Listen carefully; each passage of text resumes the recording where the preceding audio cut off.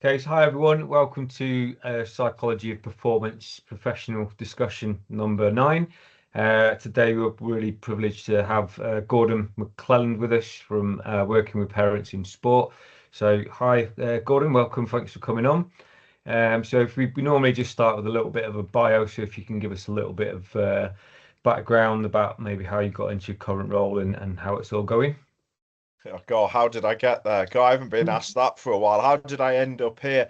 Look, after I guess a lifetime of what felt like a lifetime of coaching and education, it's probably about 25 years, because I started so young after failing, or how I saw it as trying to be a professional rugby player and not quite getting there.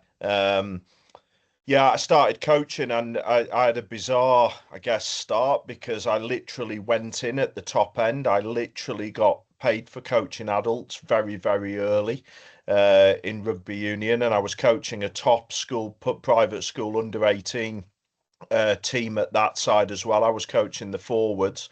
And then throughout my career, I ended up basically going from back to front. So I had some degrees of success at both those levels, but then ended up running sports programs in schools, coaching much younger kids. I had a couple of national title winning sides at under 13, which was pretty cool at the time, not with many kids to pick from. And then by the time I'd finished, I was then down enjoying just as much under sevens, under eights, under nines. So from I guess a coaching and education perspective, I'd seen the whole journey just in reverse.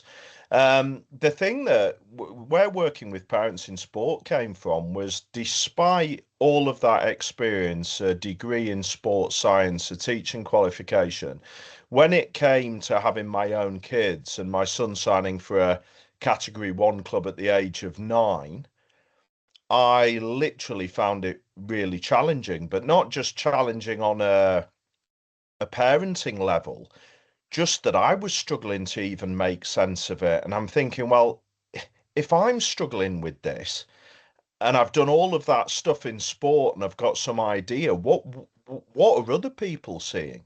Um, and the project literally spun from there, that I felt there was a gap. I felt that the parent work had generally been done with lots of negative connotations, lots of do's, lots of don'ts, not very real, issues with power of badges and different dynamics. Um, so it grew from there. And then where we are today is it's gone beyond, I guess, all the parent facing stuff which we initially were known for, more around how do we all work best together so that our young people are fulfilling their potential both in and out of their sport. And that actually a recognition that for that to happen, absolutely everybody plays a key role in that. And obviously, we've then got to understand ages and stages and the context of what we're trying to achieve.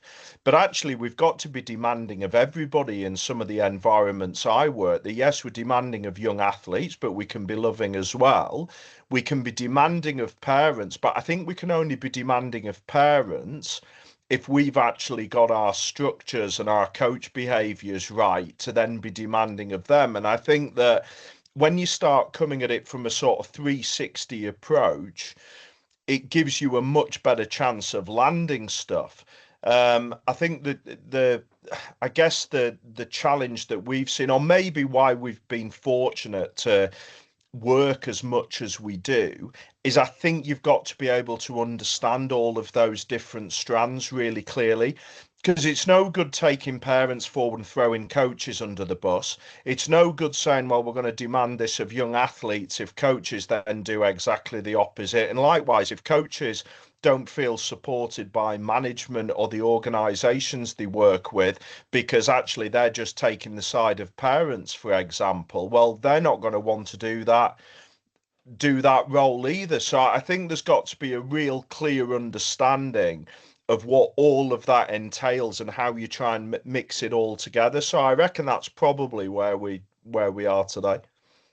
Yeah, I think that's really interesting. I think I'd probably come at it as a bit of a different lens, coaching, across grassroots and academy football, and not being a parent myself, so kind of maybe have a bit of a different perspective. I think in grassroots, I think you have that element of, Dunning-Kruger effect where, usually dads played a bit of five-a-side, watch a bit of Monday Night Football, think they're an expert because they're paying for their kid to be there. Then they've got every right to be shouting all sorts from the sidelines. I struggle to think personally when I went into academy football, because I probably still kept parents at arm's length quite a bit, but I think in that environment it's completely different. And as you say, you need to get the parents on board, and it's not just about giving them a code of conduct and saying you have to stick to this. It's making sure you're educating them about nutrition and rest, and the good messages they can give from the sideline. I think we call it the car door moment as well. So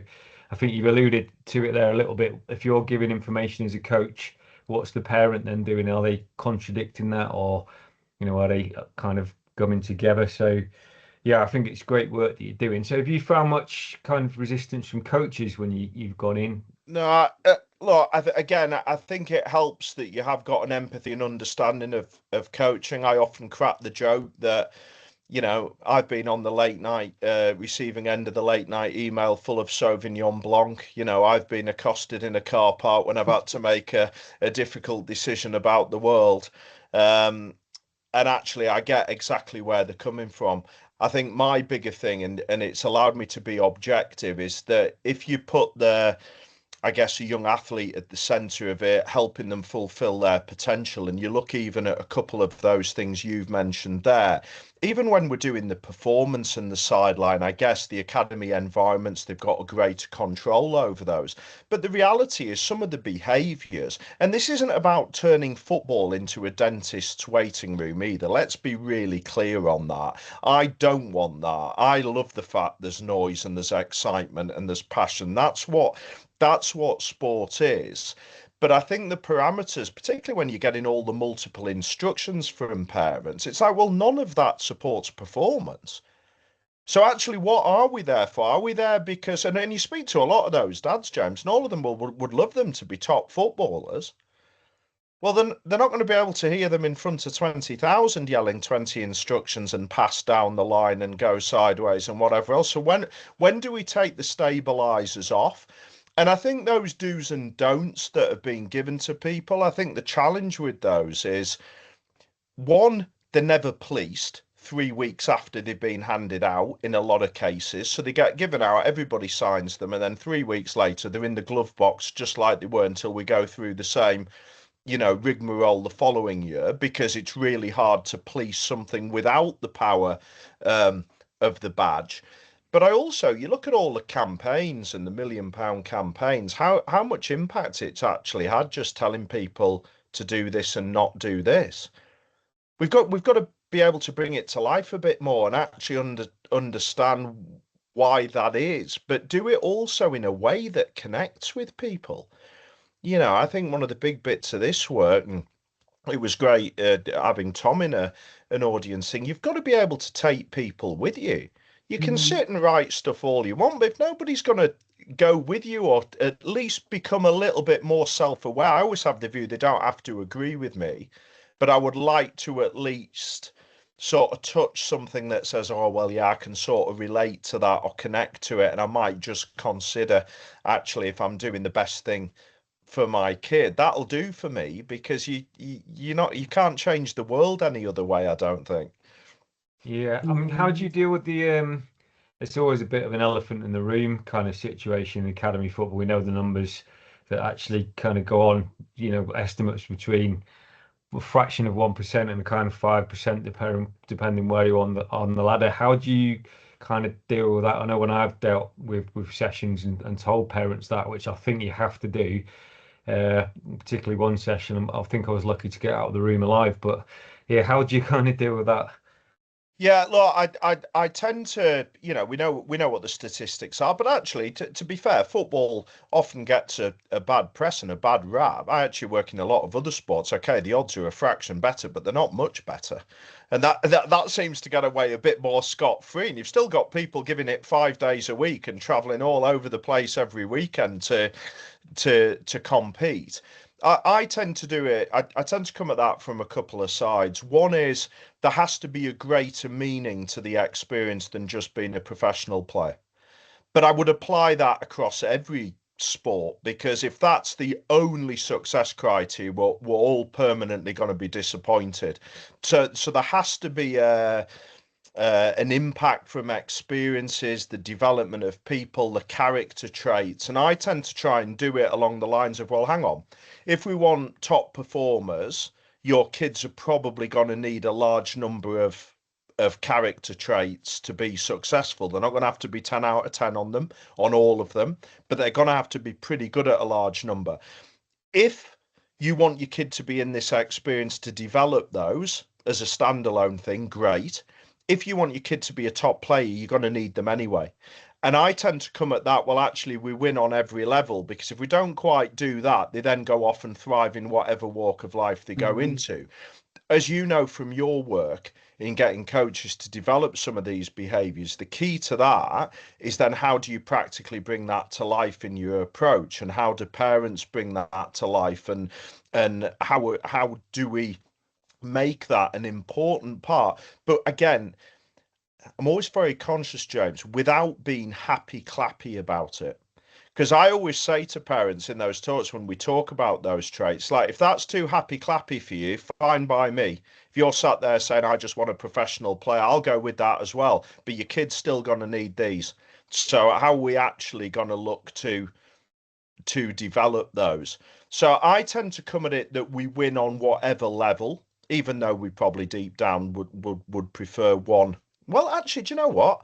I'm about to say we'd prefer one over the other. I reckon about 8 groups out of 10 that I work with around the world across sport trying to achieve, whether they're doing it just because they're in a room or because it's with me and they want to say the right thing, most of them, when quizzed on what you're hoping your kids gain from this, because their sport ends at some point, will say something that makes you proud as a parent long before you put the kit on.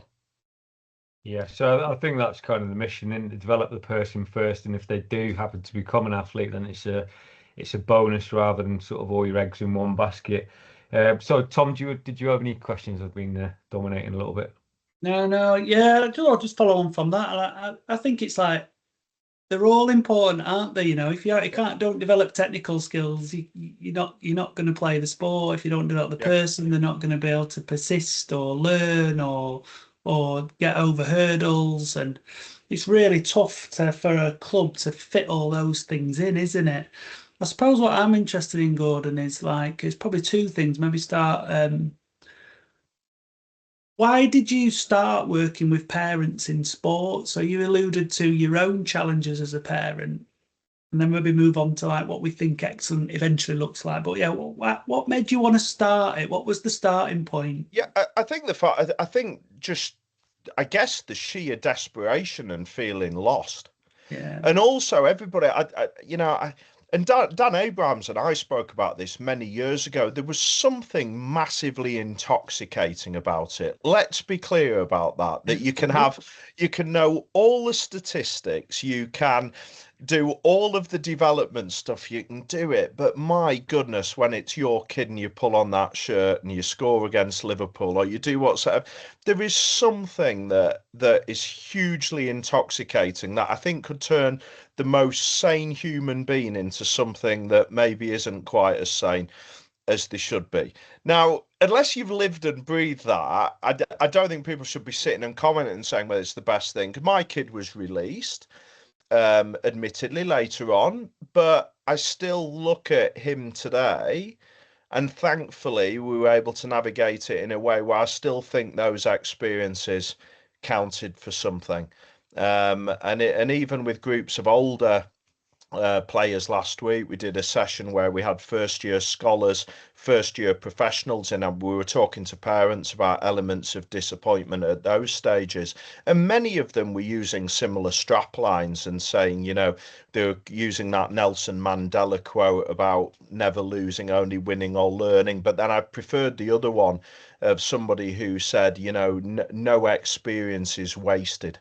We're not going to waste any experience. And this was just a normal parent. So I think my passion came from, there was clearly a gap, Tom. I was struggling myself.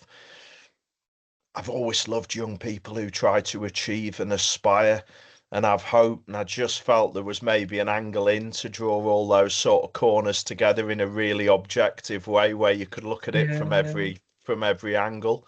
And I never had a perfect blueprint for how it would look. I'm never going to claim that. People ask, how did you grow a business? And quite honestly, I'm clueless. But you turn up every day, and you like a lot of things, you learn as you learn as Yeah, you yeah, go. yeah. And I think you found something where there's a demand. Do you know what I mean? Yeah, People want this. Parents need this. yeah, and do you know what? A couple of clubs. This will make you. I mean, you and I sort of talk a little bit off the record, but someone said, "Have you ever had any trouble with parents?" I reckon twice in 5 years, where I just had a couple of parents who thought they maybe knew more or knew better. Not that that was the contest anyway. And actually, what I've ended up with more is many dads who, you like, James, when you said you thought you were going to struggle to get out there, I've had many of those dads actually come and give me a hug afterwards and say, thanks, that's me. I Yeah, really appreciate that. And I think there's something amazing in that we think we put everybody into a bracket and think, oh well, they can't be. But actually, how much support were they actually ever yeah. given to navigate some of these bits? And that's a really good reason to do it. And I suppose my next thing is, you're in and around clubs. You're delivering a lot of good work. What do you see as the best setup between coaches, coaching program, MDT, parents, and player? I'd call it a triad, if you like. Like, what does really good look like, even from your own perspectives or something you've seen? What does it look like? Yeah, a lot. I think again done this in a lot of clubs. I think we've got to be very clear on the context of each of these places. Again, I see so much stuff that's written, people who are sat saying, "Oh well, no, it should be like this and it should be like that," and it's like, hang on, you can't just copy and paste one particular thing and expect it to work, across every single age group and every single environment. And I would even argue that actually what they need at a Newcastle United will be very different to a Liverpool. Mm, Although, there's obviously going to be similarities and common themes, but actually everywhere you go is unique. My Badminton England were no white Caucasian parent, for example.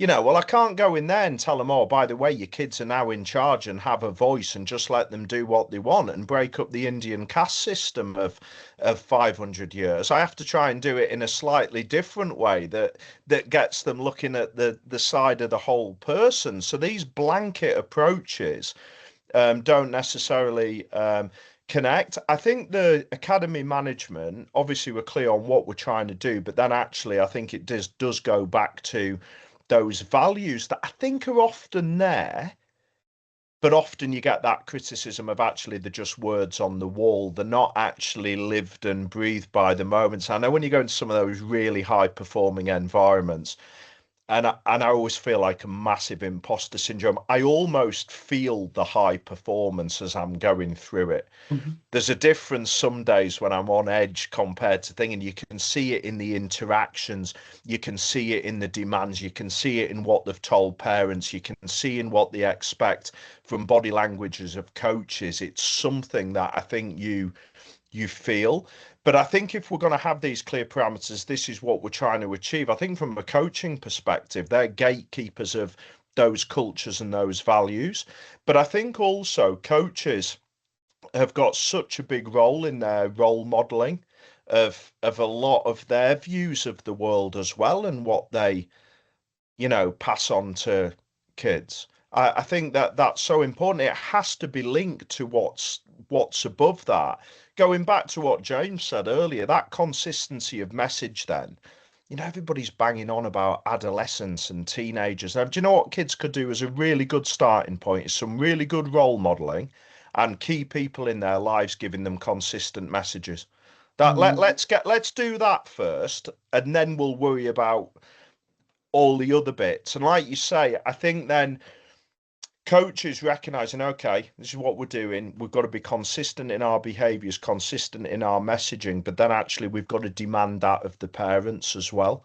And that goes back to, we don't want parents giving kids conflicting messages. I hate it when young athletes say to me, Gordon, who do I listen to?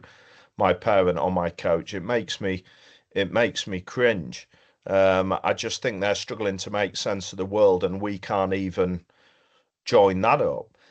But then I think once you've done that, and we talked about those traits or some of those character traits that we're looking to develop, I do also think then if kids are trying to achieve and are trying to aspire, I do like this idea then if they're turning around to mums and dads and saying, I want to be a professional player, I want to go to the Olympics, I want to play this, I want to do that, that we are then demanding of them, but demanding of those traits. So particularly with teenagers who aren't always easy to speak to as parents because of the emotional state they're at, that it then becomes more about confronting the behavior rather than the person. I think Jim Harbaugh, the Baltimore Ravens coach, used that quote. I really like it. That actually, okay, I'm not going to confront you personally, but you can't turn to me and say, I'm trying to do this, and I look at the choices you're making, let's say, around your technology and the quality of sleep that you're getting or how you're preparing for your game and all of these bits, that we link then actually, well, you can't tell me that and then behave in exactly the opposite way.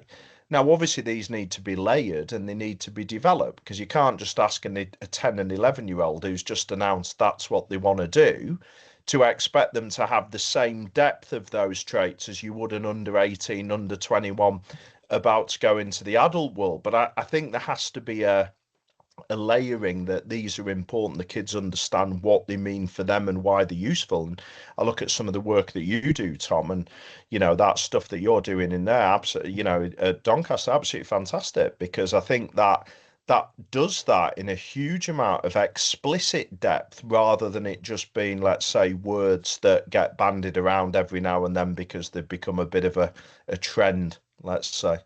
Yeah, we're trying to get those 8 pillars, they are pretty well embedded into the coaching program now. And what we're doing in a couple of weeks, we're actually going to do some parent workshops to tell them what those pillars are and talk to them about where can they apply in normal everyday life, and how, as you as a parent, can possibly support the development of those in your children. I really hope we're trying to just align. I'm trying to align the coaches and the parents, if you like, with the players' interests in the middle. So, following on from your advice in your sessions. Yeah, I mean that's very kind. I mean, that triangle one, I actually have changed that around a little bit, because I actually think, obviously, for me, I would still have the triangle, but I would put the young athlete in the middle, and I would actually do club, coach, parent. Yeah, because unless you've got the support, unless you've got everybody working across those strands, it falls to bits anyway. I do love that diagram. I mean, it must have been around for about 50 years. I saw one this week with success in the middle, and it's like, well, yeah, how? It's like, oh, somebody's seen it for the first. Well, yeah, great. Well, there's a good understanding. If we get relationships right, we might have a chance. But how? Yeah. Have you ever actually tried to? Yeah. Have you actually tried to see how difficult this is? The power of the badge, emotions of parents, coach perspectives when you've maybe had bad experiences with parents, and like James alluded to, that actually I want to keep them as far away as possible. Old cultures in sport, and football was one of those where we keep them as far away as possible. But actually, then if we're saying that we need consistency of message, well, yeah, we can keep them away on some things, but actually we need to bring them in on others and work together. So again, it can't be just as black and white as what looks like an obvious solution. And I'm sorry, the real world is not that black and white or that straightforward. No. Go on, James, over to you. Yeah, I think best guess ever, Gordon. You keep answering all my questions before I've asked them, so I think I did make a few notes. So I think you've answered a few. Do you mind me asking how old your son was when he got released? Yeah, he was 12. Right. Okay. So just kind of going into that adolescent period. Yeah. So, I mean, how did you find that as a parent personally in terms of that transition, and sort of how long did it take him to bounce back? And does he still play football, or is he just? Well, no, actually, I mean, that again, that's an interesting part, which I suppose again just links to the realities of the world. So he was released. I think he at 12. I think it was tough because it was a shock element, and a lot of parents say it was a shock. It genuinely was. There was nothing in reviews. It was soon after COVID. I did, and I've always been very honest about it. I didn't quite like the way it was done. I wasn't too bad where I was going to kick up a huge fuss about the processes, but I do work with a lot of clubs around just getting the process right. Because the reality is, you're not, if you're on the receiving end of that, the person who's done it's not going to be on your Christmas card list for a while. It just isn't. But I do think we can get it right in looking after families and young people. So we've done our job really well. Played at a really high level, captained a top team in the Northeast for the last couple of years. He's 15 now. And then got to this summer and he said, "Oh, Dad, I'm not going to play this year. I'm going to concentrate on my GCSEs."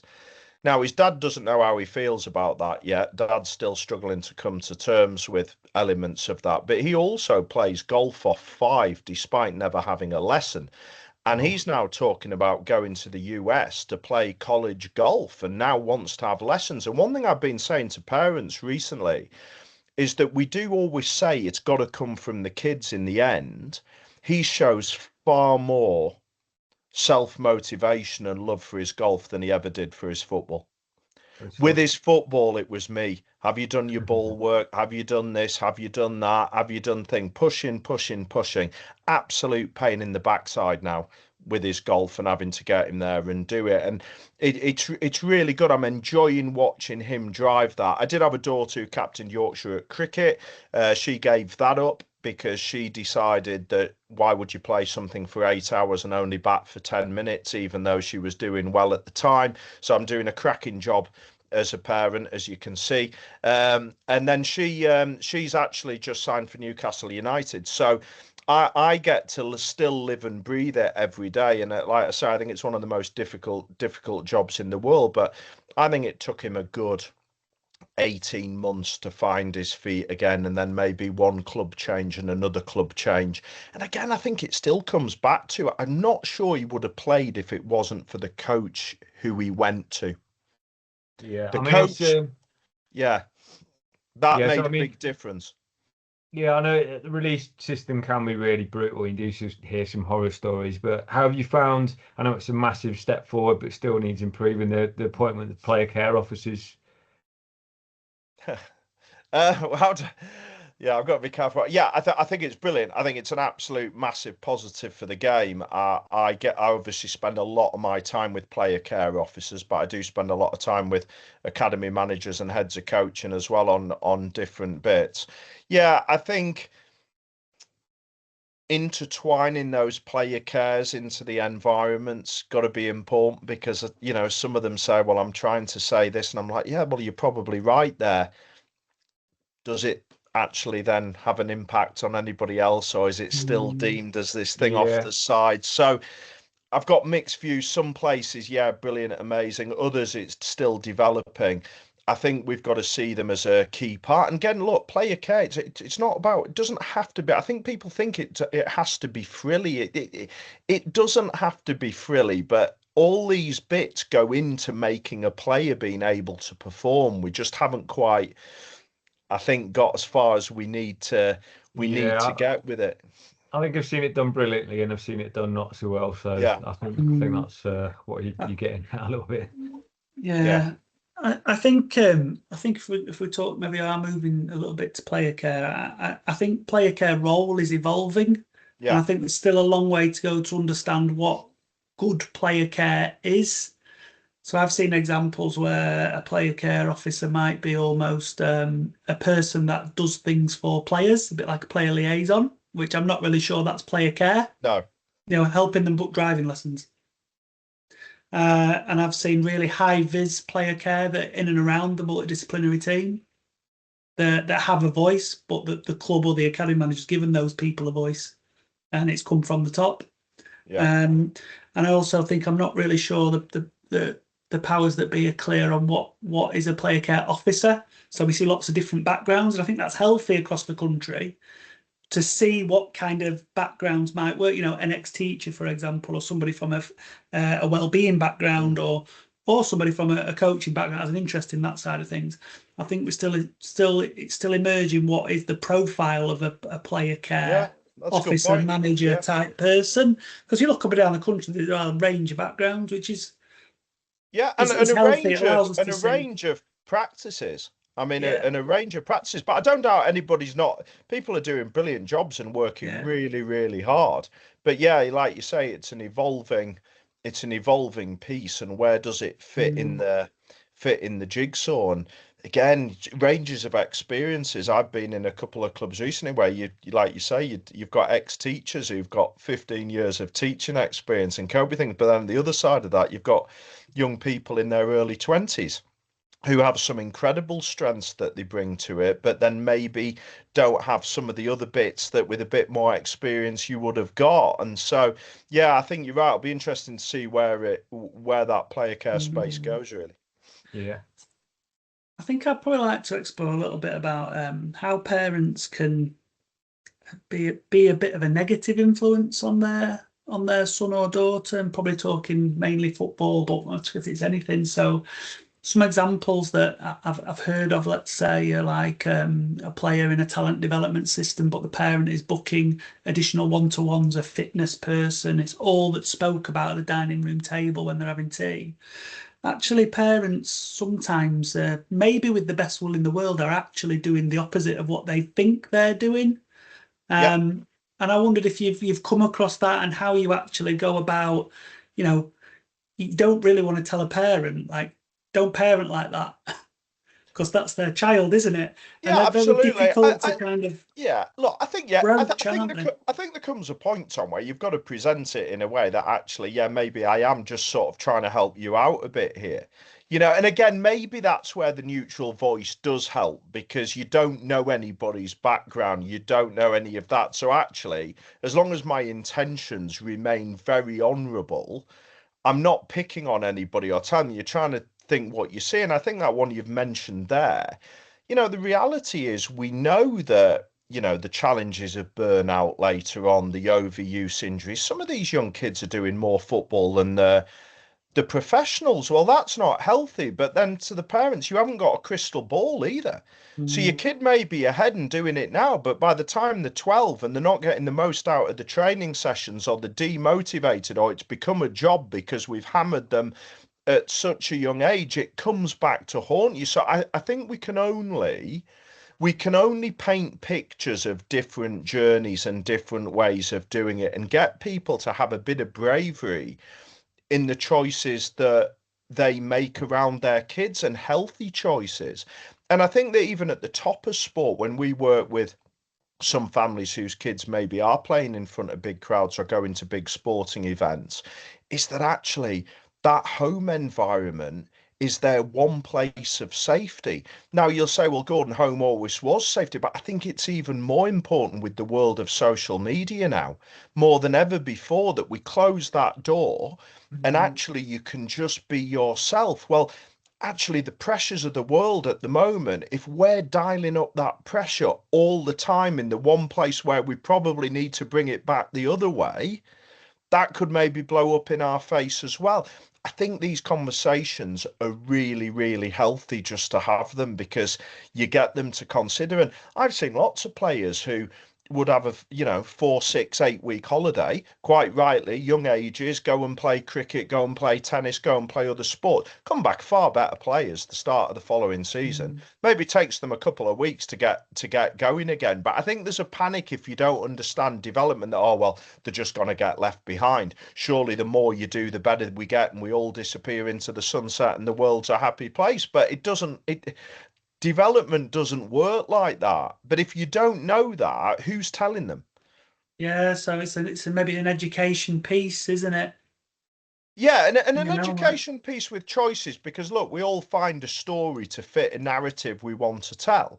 I talk about, the reality is the best under nines very rarely make the best 13s, or the best 13s very rarely make the best 18s. And then somebody will wallop out the Instagram post of the Chelsea under eights with Reece James in, and they had 10 of them all in one group. So that defies that logic. But what you don't get reported on is the many millions who've tried the bad practice or what we might deem to not be great practice, and they've fallen on the wayside and on the scrap heap, because nobody reports that. We only ever find out the positive side of taking such an approach. That's why everybody talks about the Williams sisters and Tiger Woods, because they've just been blurted into our media feeds that this is a way of doing. Well, yes, it's one way of doing it, but it wouldn't necessarily have worked for another child. Yeah, definitely. Yeah, it's just really tough one to broach, but I think, like you say, like discussion, education, choices, that's what you can do with parents. I think you're right there. Definitely. Go on, James.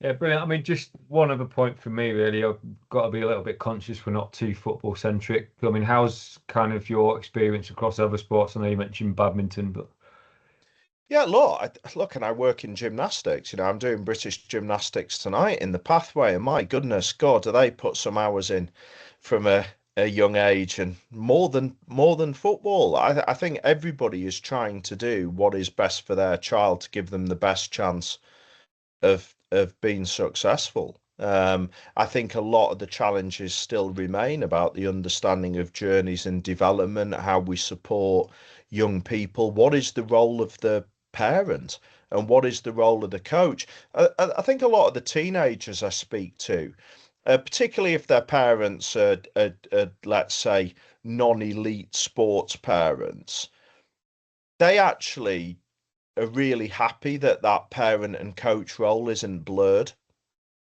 particularly as they get older. They're really happy that actually my parents are just my parents and my coach is my coach.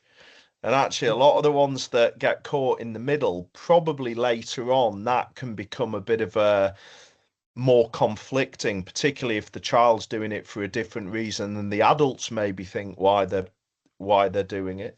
Go on, James. yeah. You mentioned a few myths there around kind of early success.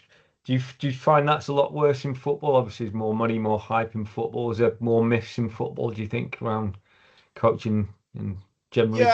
Yeah, probably, because I mean some of the other sports have taken that away out of it, haven't you? I think of some of the big rugby teams that we work with, and their programs aren't starting until 14, 15 at the earliest. So we're picking up a lot of our programs between 16 and 18, for example.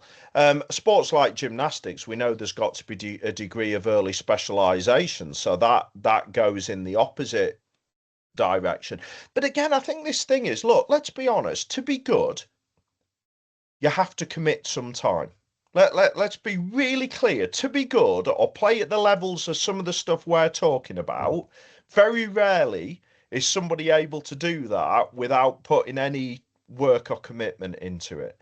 What's happened though is then it goes too far that we think, oh, well, we just keep absolutely hammering it. And then you get people saying, oh, well, they should be doing loads of different. Well, yes, but again, have you seen the weeks of some of these parents already trying to do one really well? Yes, I agree. They should be having a break. Yes, they should have other hobbies and interests. Yes, when they're having a break in the season, they shouldn't be continuing to play the same sport 12 months round. They should be bringing in other sports, other movements, other experiences, other bits like that. But I think the reality of all of those things is practically it's easy to say, well, yeah, that's of a benefit. But if you do 20 sports badly, I think you're not going to maybe have the credibility of the kids are getting in some of these other sports. And also remember, some of these kids may not end up at the Olympics or being footballers, but they are getting some confidence and self-worth from doing it. They struggle at school, some of them, and it is giving them some joy. It gives their family a better way of life, which sounds bonkers, a better way of life. But some football parents have said to me, said, it's great, Gordon, that my kid's good at football. Said the stuff we've done as a family that we could never have dreamed of doing, or we get treated differently. It's like, yeah, and who am I to tell you that that's a bad thing for now and we have to worry about where we're going to be 10 years from now? I think we've just got to be really open like we've tried to be here, and look how complex we've talked already in terms of different routes and different ideas. I mean, if you put this into a blog, James, I'd love to see the transcript to this.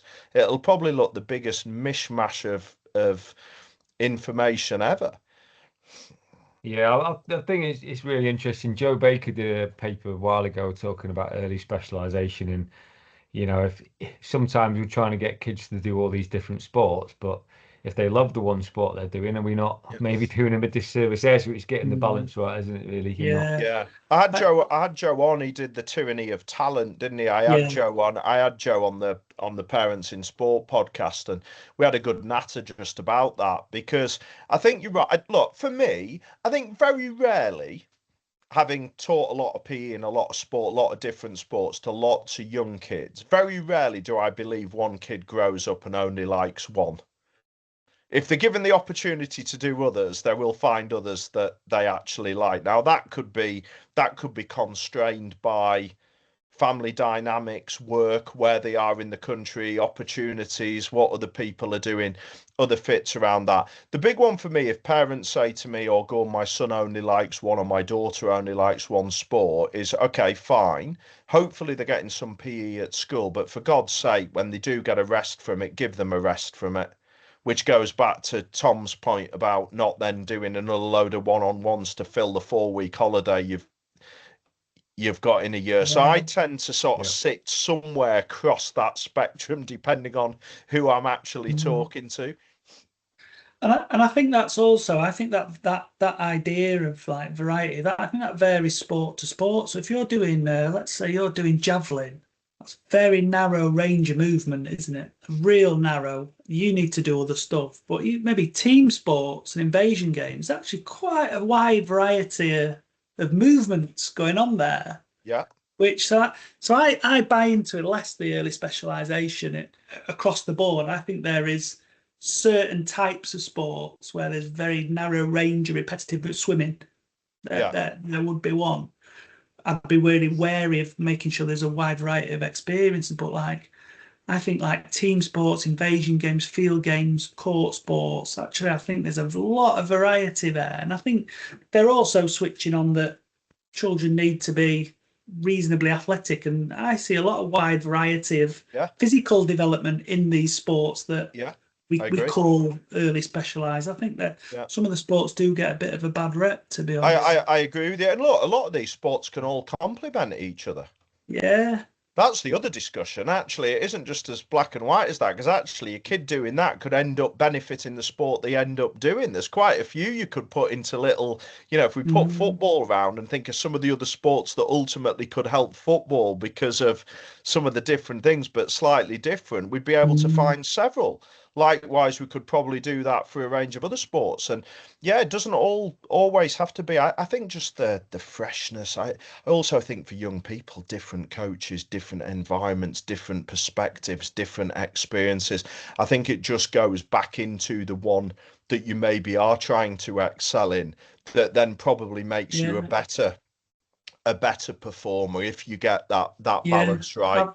I've seen a lot of good practice recently in our sort of pre-academy into our foundation. The littlies, like tag rugby type activities. So there's no football knocking about. There's tag type stuff, or a football, but netball related. So moving off the ball, time, space, decision making. That's some really nice, neat examples that can really cross over into football and complement what they're trying to do. And I think most sports do that. I think they're better. And even that one you're talking about there with netball, balls coming out of the sky and judging flights of balls. Well, you're not going to be able to get your foot up to a 30-yard long diagonal pass and bring it out of the sky if you've got no sense of where a ball's coming, if you're having to catch it and you couldn't catch it. You're not going to be able to stop it with your foot. So I do think there's absolutely. And you do see the gifted athletes or the got to be careful, because no doubt we'll be in trouble for the use of terminology and how it doesn't apply. But kids who've got some ability, let's say, who show a wide range of nice movements, coordination that actually they can strengthen across different sports. Yeah. Well, we have had our 5-minute warning. Have you got any other questions, James? I've got one more. Not really. I was just going to say, obviously thanks for coming on, but it's a chance for you to plug your podcast as well, Gordon, and anything else you want whilst you're on here. Yeah, brilliant. Do you want me to do that now, or do you want Tom to do his last question? Which way round are we doing Up to you, Tom. I'll ask you one quick question. I'll ask you one quick question. Very quickly, top 3 pieces of advice for parents with children in talent development programs, or even top 1 if you've not got 3 off the top of your head. Yeah, definitely. I think you've got to understand the motivations and goals of your kid at that point in time. And I think you've got to check that in differently because they will answer different questions along the way. I don't think you want the conflict there. I like the idea later on that you confront the behaviour, not the person. If they're wanting to be a high performer, I do like that. And actually, probably the last one is enjoy it, and I feel a little bit, and that again, everyone say, oh, a bit too happy clappy for me, that, Gordon. No, it isn't, because I think what I missed was I wish I'd enjoyed some of the days more as they were happening rather than always looking ahead. And I think if we just experience them a bit more at the time, we probably get more out of them as well for longer term learning. But I do think that just enjoy it, because you don't know when it's going to stop, when it's going to end. But it's amazing, some of these environments, some of the opportunities you get, some of the places you go, some of the people you meet. And yeah, I love every minute of it. Brilliant. And yeah, where can people find you? Where can people access you? And what outputs have you got that people might want to have a look at?